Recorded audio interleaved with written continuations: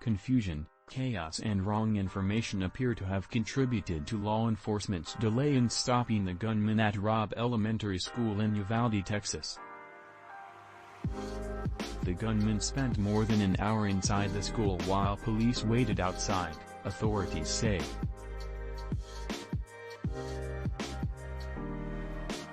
This was because the incident commander, School District Police Chief Pete Arredondo, treated the scene as a barricaded person situation rather than as an active shooter situation.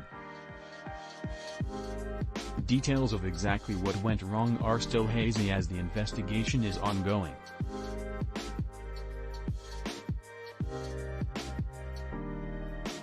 Law enforcement experts say what happened in Uvalde is reminiscent of what occurred in prior mass shootings, including the attack at Columbine High School in 1999 and at Marjory Stoneman Douglas High School in 2018.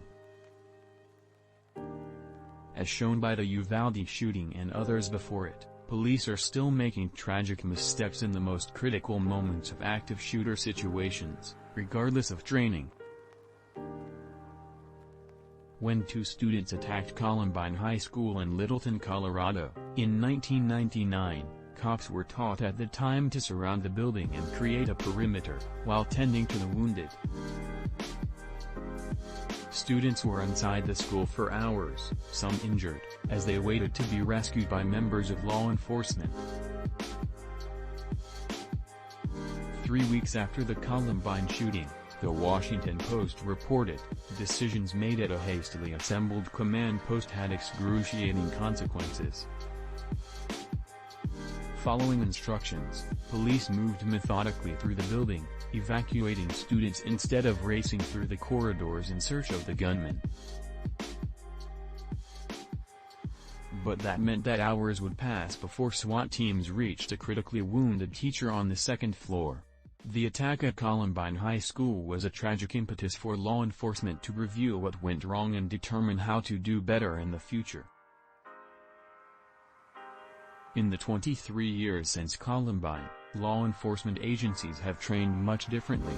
Columbine changed everything, Joseph Giacalone, an adjunct professor at John Jay College of Criminal Justice and a retired New York City Police Department detective sergeant, told NPR.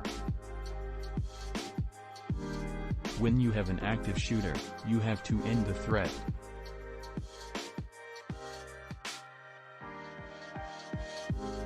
Because if you don't, the person continues on killing. Following Columbine, police largely adopted a strategy that calls for a 4-person team to advance in a diamond-shaped wedge, according to a 2009 review of actions taken by police in a report on the website Slate.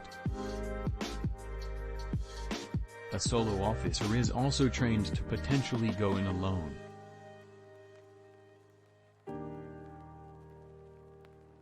The report, written by Dave Cullen, who later wrote Columbine, an examination of the Columbine High School massacre, stated that police had since been trained to move toward the sound of gunfire and neutralize the shooter.